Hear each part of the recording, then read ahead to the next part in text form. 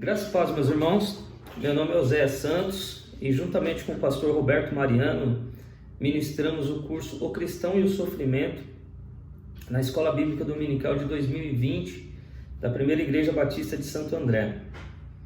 Hoje é dia 28 de junho de 2020 e daremos início então à aula. Como nós temos falado aí nos últimos 2 bimestres, e temos tratado exaustivamente desse assunto, o cristão e o sofrimento.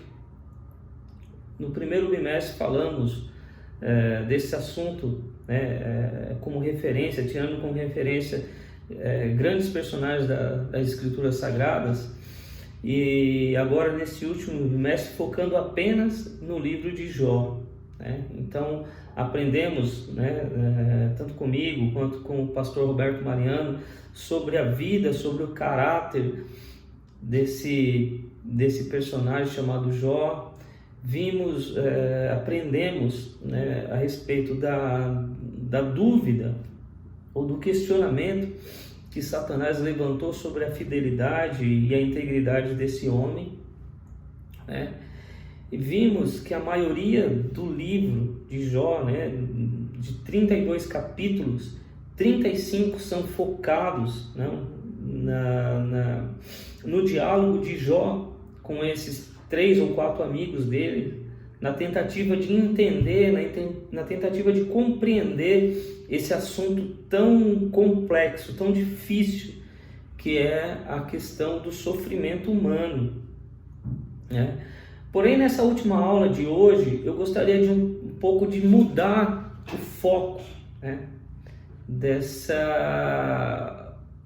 do estudo. Embora nosso estudo seja o cristão e o sofrimento, eu quero nessa aula deixar um pouco o sofrimento de Jó de lado e focar um pouco mais na sua reação, na sua atitude, na sua fé, Então, um dos grandes escritores cristãos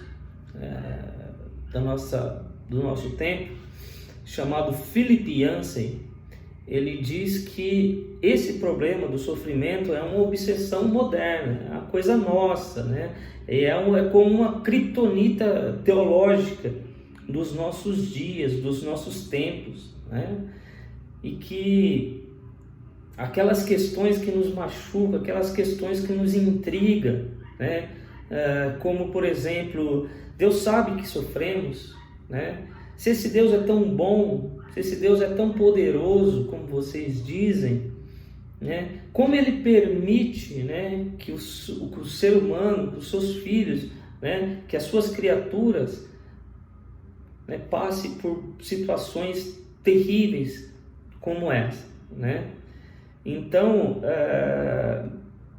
esse patriarca chamado Jó, ele soube melhor do que qualquer um, ele soube expressar esse sentimento, ou isso de uma maneira que poucos na história da humanidade conseguiu expressar.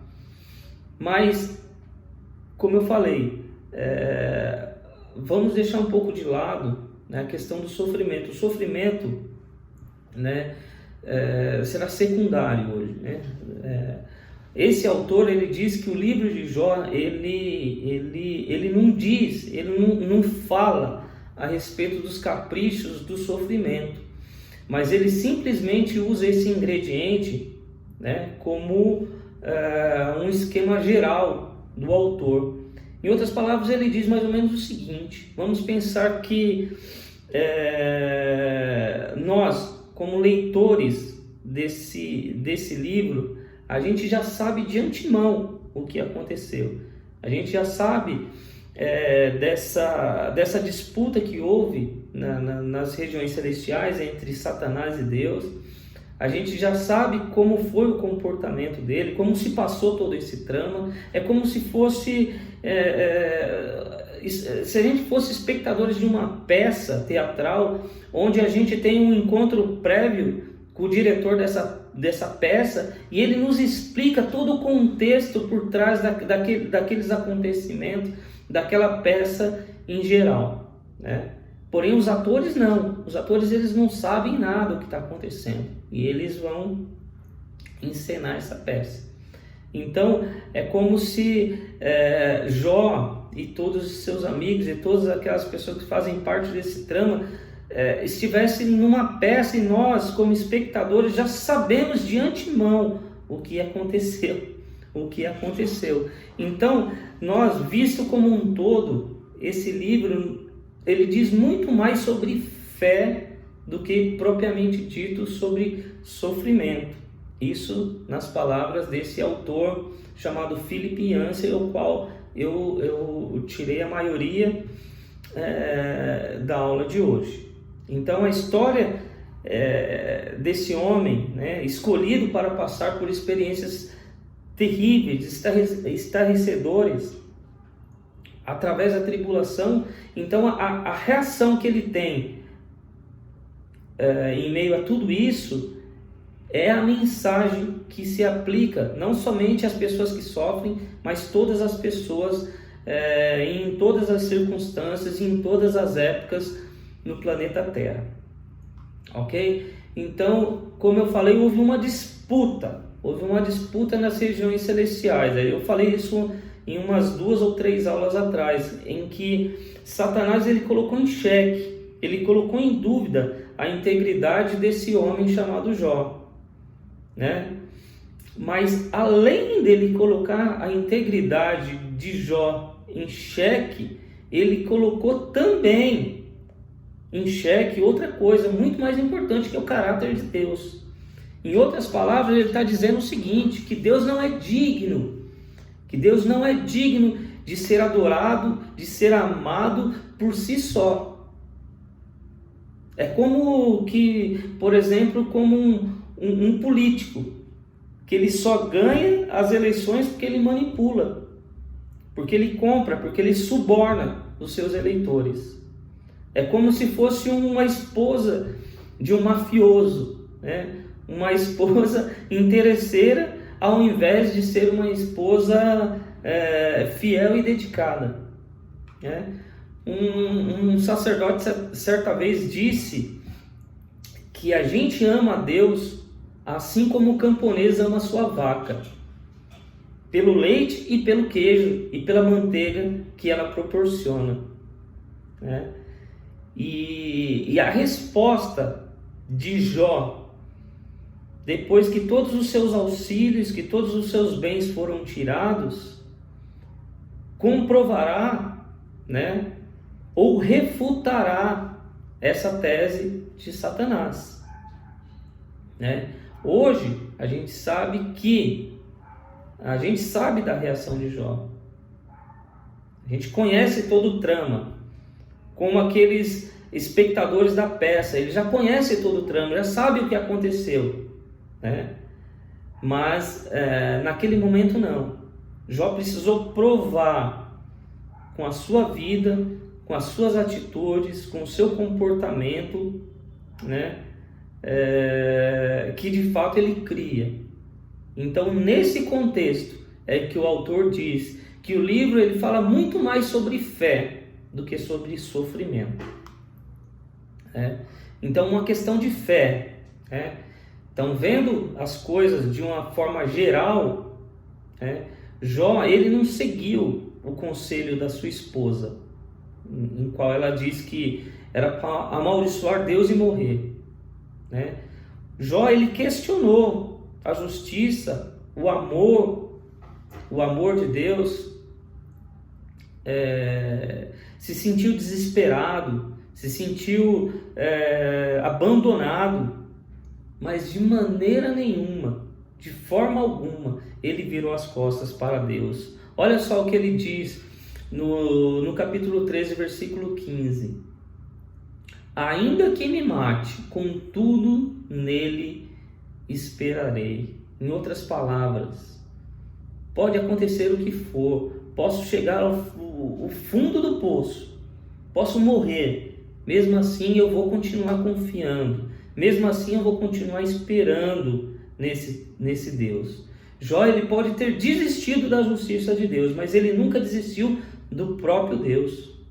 Ele confiou, né? E nos momentos mais desesperados, os momentos mais inesperados, mais terríveis do seu sofrimento, da sua tribulação, ainda assim surgiram raios de esperança e de fé desse personagem que estamos estudando agora.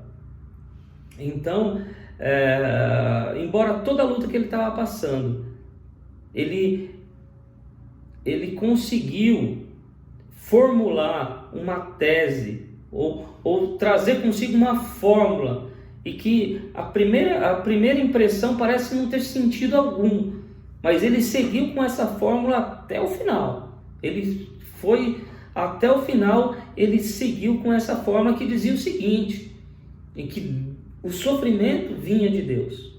Ele entendia isso, o sofrimento vinha de Deus.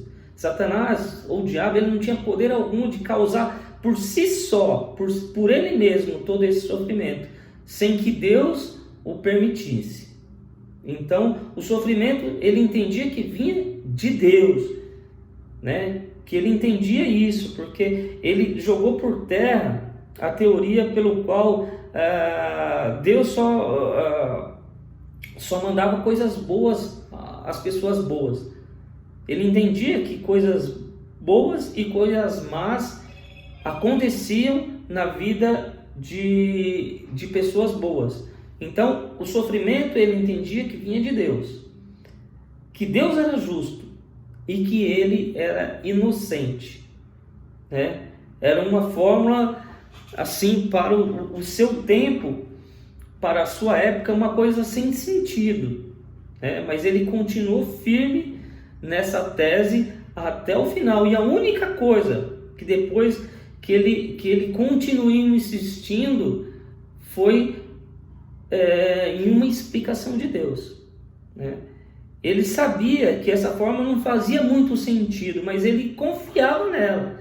Ele sabia que tudo isso era verdade, e que o sofrimento tinha vindo de Deus, e que Deus era justo, e que ele não tinha feito uma coisa tão terrível para merecer um castigo desse. Então ele tinha certeza disso, mesmo que parecesse loucura, mesmo que parecesse não fazer sentido algum. Ele confiava nessa tese.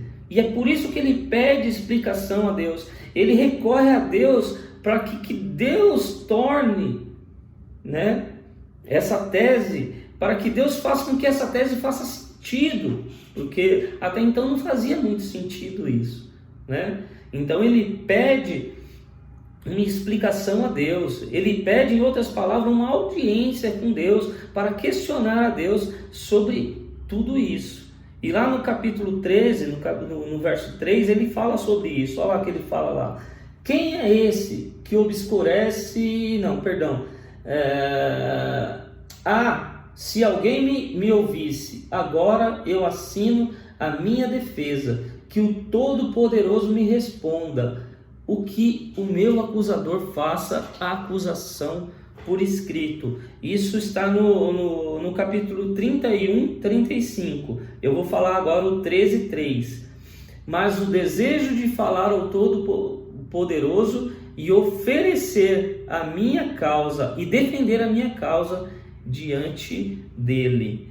Então, ele quer porque quer. Ele insiste nessa teoria, nessa fórmula, mas mesmo não fazendo sentido, ele apela para Deus, uma explicação, para que aquilo tudo faça de fato sentido para ele, que até então não fazia, né? E ele quer uma audiência no tribunal. Esse último pedido deixa os seus amigos irados, né?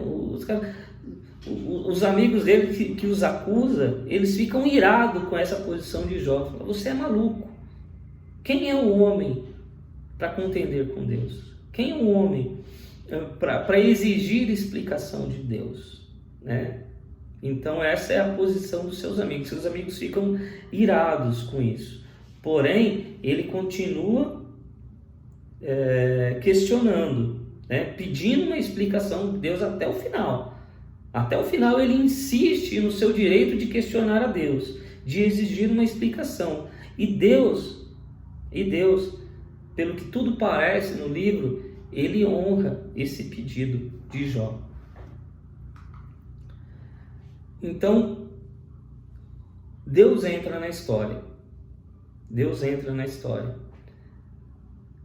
Então a gente vê nos capítulos 38 até 42 que Deus entra na história e ele, a princípio, ou até o final, ele não se preocupa em responder os questionamentos de Jó.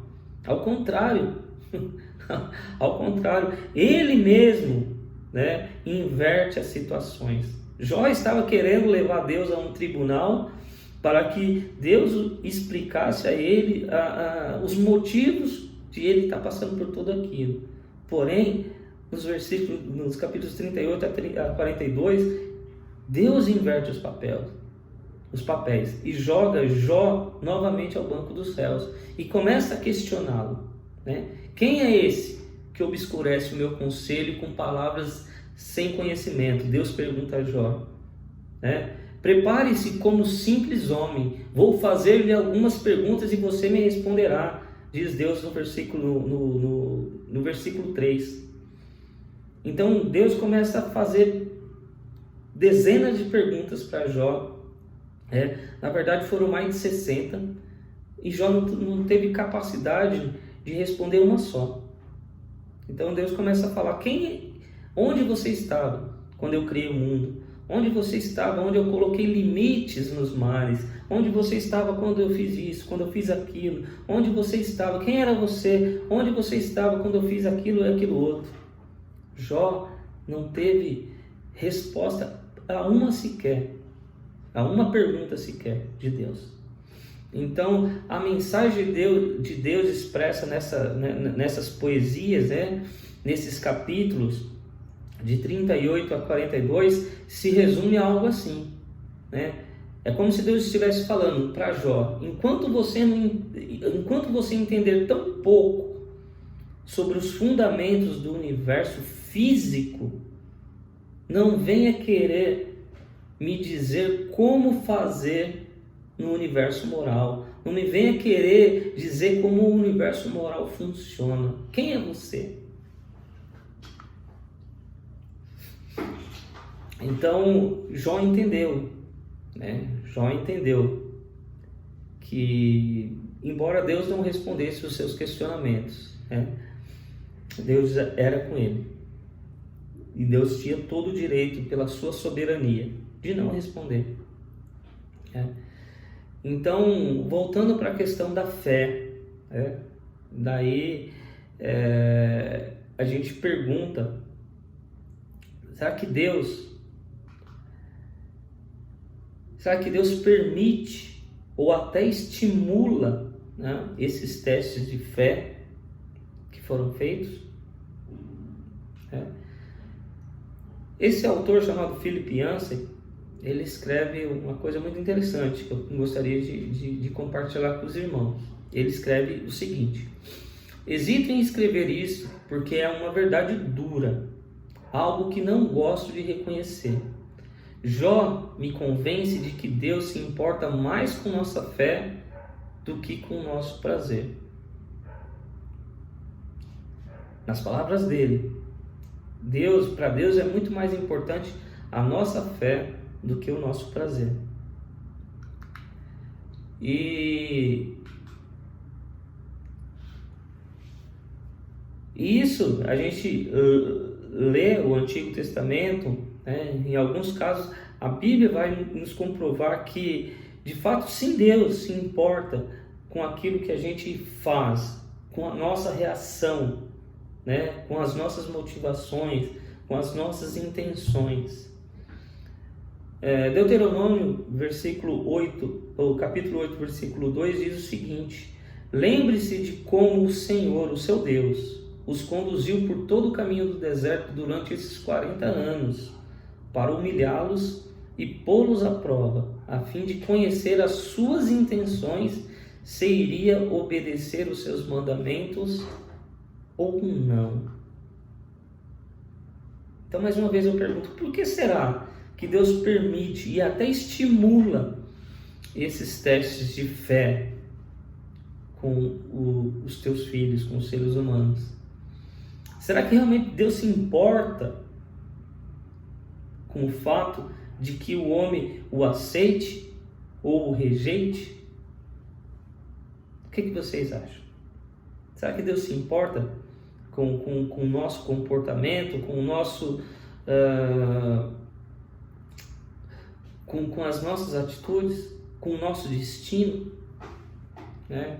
Eliú e os amigos de Jó, eles não acreditavam nisso. Eles até zombaram dessa ideia de que Deus se importava com o destino de Jó ou com o destino de todos nós, seus filhos, né? No capítulo 35, dos versos 6 ao 8, né? Eliú, ele diz de uma maneira zombando até de Jó, né? Ele diz o seguinte: se você pecar, em que isso o afetará? Se os seus pecados forem muitos, que é que isso lhe fará? Se você for justo, o que lhe dará? Ou o que ele receberá da sua mão? A sua iniquidade só afeta aos homens seus semelhantes, e a sua justiça aos filhos dos homens. Ou seja, o que ele está querendo dizer aqui? Que Deus, embora recompense as atitudes boas dos homens e puna as atitudes más, né? No fundo, Deus não se importa muito com o destino ou com o comportamento dos seus filhos. Ou seja, é um Deus ausente. É um Deus ausente. E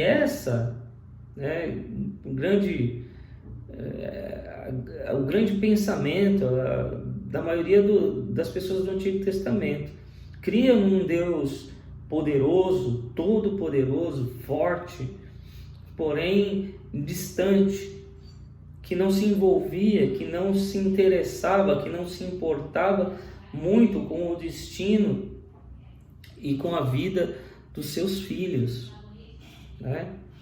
E os primeiros capítulos de Jó, no entanto, revelam que Deus sim se importava com o destino, sim se importava com o comportamento, com a retidão de um homem. E Deus apostou muito na retidão desse homem chamado Jó, né? E a retidão dessa pessoa, ela faz toda a diferença. O seu comportamento, a sua reação em meio às dificuldades fazem sim a grande diferença. E para esse autor, Philip Yancey, essa é uma das mensagens mais importantes do livro. A questão da fé, a questão da reação, a questão do comportamento e da retidão do homem em relação a Deus. Então a gente conclui o seguinte, né?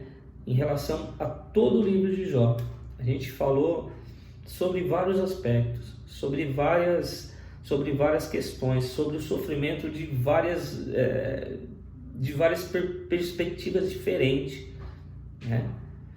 Mas hoje eu quero concluir com os irmãos e trazer algumas conclusões do todo, né? Do livro todo de Jó, para que possamos aprender e seguir, né? Essas orientações, né? E essas lições fantásticas desse livro que é tão maravilhoso, das Escrituras Sagradas. E a primeira é o seguinte, que não foi Deus quem causou os problemas de Jó. Ele os permitiu, mas quem de fato os causou foi Satanás. É aquilo que eu falei, né? Satanás, ele não tinha poder, ele não tinha autoridade para fazer tudo aquilo por si mesmo, por conta própria. Deus permitiu, Mas quem de fato fez foi Satanás. Não faltou poder ou bondade de Deus para evitar o sofrimento de Jó. Assim como não falta poder ou bondade ou amor de Deus para evitar o sofrimento do ser humano como um todo. É como eu falei, é a nossa criptonita, é o nosso ponto fraco. É difícil de entender isso, mas quando Deus permite que os seus filhos passem por lutas, passem por tragédias, por sofrimentos, não lhe falta bondade nem poder. Deus, ele não sai, ele não perde o seu trono, ele não perde a sua majestade, ele não perde a sua autoridade quando passamos por esse sofrimento. Ao contrário, Deus está no controle. Entendamos ou não entendamos o porquê ou os porquês das dificuldades, mas Deus continua no trono, continua reinando e continua sendo Deus. Amém? Jó, ele rejeita a teoria segundo a qual o sofrimento sempre resulta do pecado. E nós falamos disso em 2 aulas atrás, né? Jó rejeita toda aquela teoria, toda aquela doutrina da retribuição, onde dizia que uma ação ela causava uma reação positiva ou negativa, né? E que pessoas boas, com bons comportamentos, com boas atitudes, boas ações, sempre recebia coisas boas, sempre eram abençoados, sempre tinha uma vida boa. Ao contrário das pessoas más, que tinham comportamentos más, que só recebiam coisas más. A gente viu na história que não é bem assim, a fórmula não é tão simples como essa. Então Jó, ele rejeita de uma vez por todas essa teoria segundo a qual o sofrimento é resultado do pecado. Nem todo sofrimento é resultado do pecado. Deus, ele não questionou, ele não condenou os questionamentos, as dúvidas e o desespero de Jó. Ele somente condenou a ignorância de Jó. Ele condenou, condenou mesmo Jó por olhar somente as circunstâncias. Não conseguir olhar um todo, como um todo, em meio à dificuldade. Outra conclusão é que ninguém tem o domínio sobre todos os aspectos do sofrimento. A gente não tem domínio. A gente não tem domínio e não tem respostas, muitas vezes, para os aspectos do sofrimento. Jó não teve. Ele questionou muito, mas ele não teve. Não teve resposta. Deus não respondeu a Jó os seus questionamentos.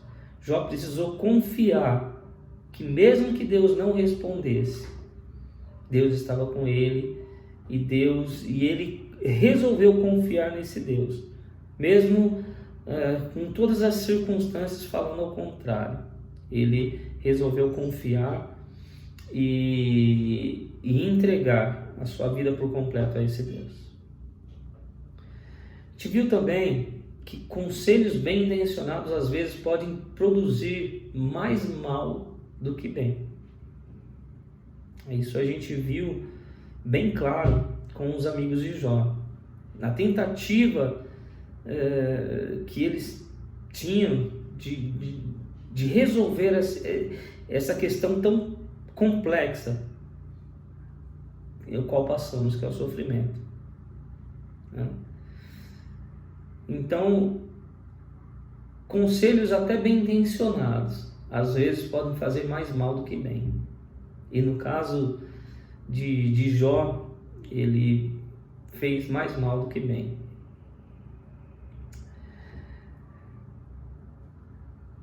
Outra, Deus transferiu o foco central da causa do sofrimento de Jó para a reação de Jó. Ou seja, aquilo que o autor desse livro deixa claro, né? O foco não é mais o sofrimento, e sim a atitude, a reação de Jó em meio ao sofrimento. Isso é mais importante. A atitude em meio à adversidade é que faz toda a diferença. É isso que esse autor quis dizer quando ele diz que Deus se preocupa mais com a nossa fé do que com o nosso prazer. Em outras palavras, ele está dizendo que a reação que a gente tem em meio às lutas, em meio à vida, é que vai fazer toda a diferença. E por último, o sofrimento nos planos de Deus podem ser redimidos ou servir para um fim mais elevado. Ou seja, nos planos de Deus, Ele pode nos livrar do sofrimento. Ele pode abreviar. Mas Ele pode também prolongar. Assim como Ele pode também usar esse sofrimento para um bem maior, para um fim mais elevado. E eu dou como exemplo disso a vida de José do Egito. Através da sua vida, através das suas atitudes, através das suas experiências e de todo o sofrimento que ele passou, Deus usou tudo isso para um fim mais elevado. E qual é esse fim?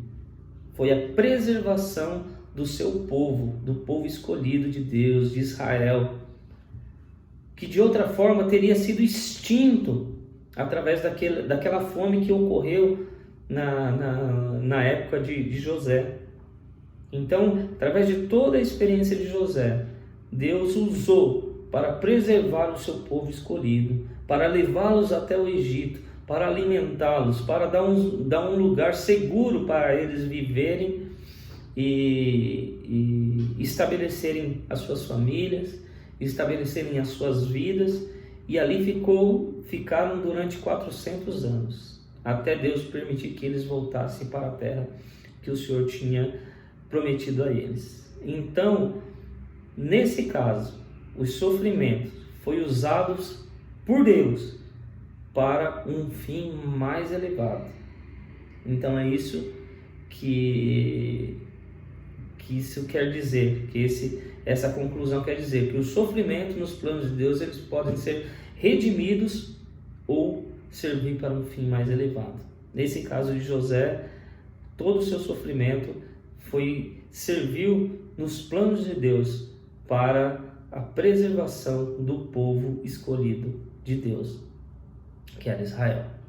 Então, com isso, eu concluo esse estudo sobre o cristão e o sofrimento. Eu quero, em meu nome, Oséias, e no nome do pastor Roberto Mariano, agradecer cada um dos irmãos que assistiram essas aulas, agradecer por cada um dos irmãos, e que através desses estudos, através desses conceitos que foram discutidos, que foram ministrados, que possa trazer a nós mudança de vida, possa trazer a nós conforto e consolo na hora da dificuldade, e que aprendamos, com a palavra de Deus, com a vida, com a experiência desses grandes personagens das Escrituras Sagradas, a viver uma vida bonita, uma vida que agrade a Deus, e que a nossa reação, que a nossa atitude em meio à dificuldade,